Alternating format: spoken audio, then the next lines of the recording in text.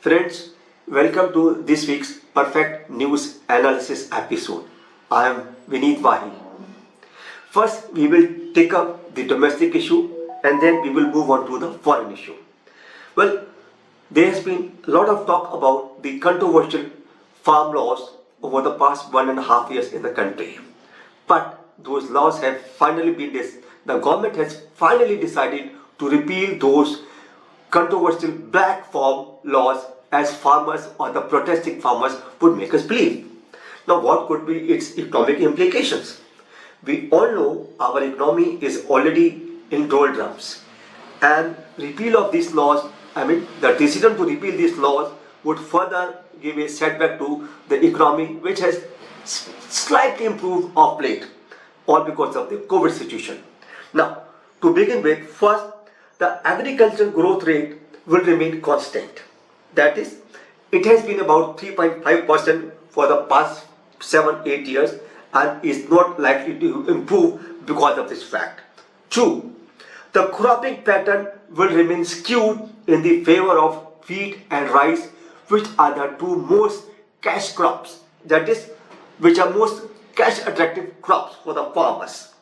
Three, this would also mean increase in food subsidy, so there will be chances of large leakages. Also, at the same time, there will be environmental impact.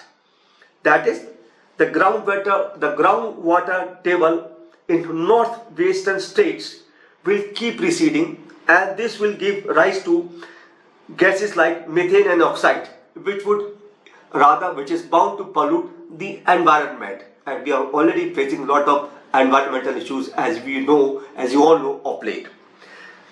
Also, at the same time, the demand for legal status to MSP could further gain currency, could further strengthen.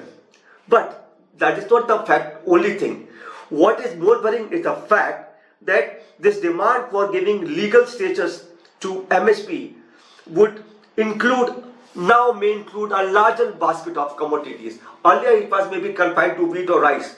But once the government goes down to the demand, okay, we will give a MSP on these two commodities, then farmers can again ask for other commodities to be covered under the MSP law. Well, that is another thing. Whether government will do it or not, only time will tell that. Now, this could also mean that already the economy is on a slowdown because of the COVID situation in the country. And if these laws are to be repealed, as the government has already decided and the Prime Minister has publicly announced to the nation, this would mean that the economy of the country may perhaps not go up as we were expecting. Now, that would mean what? That would mean that we are again in for maybe a slide down in the economy.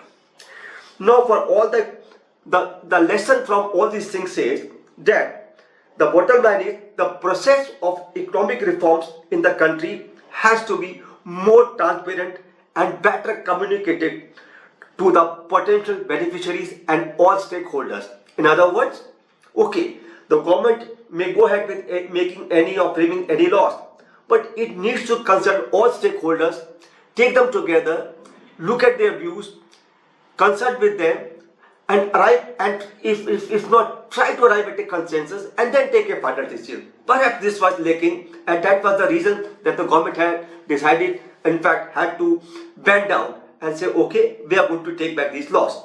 That is one thing.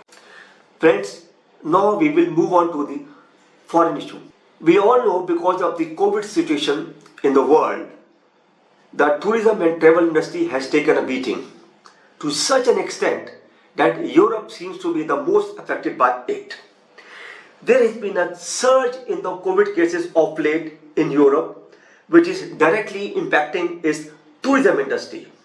In fact, so much so that ahead of the Christmas celebrations, certain European countries like Germany, Austria, the Netherlands, Italy, Iceland, Norway, and Spain, to name a few, they have imposed restrictions, and most of them, in fact, have even closed their borders for foreign tourists because they don't want to take any chance. Though it is a different thing that in their own country, their own people, they are protesting. They're coming out on the streets to protest against these restrictions. Well, but the government of those countries is health. They have taken a decision that first thing is health and then tourism maybe, well, secondary. But what has happened is that because of this factor, the tourism industry, as I said earlier, in Europe has taken a beating. In fact, so much so that this has made travel and tourism employment in Europe suffer a whopping loss or decline of 9.3% over the past year and a half.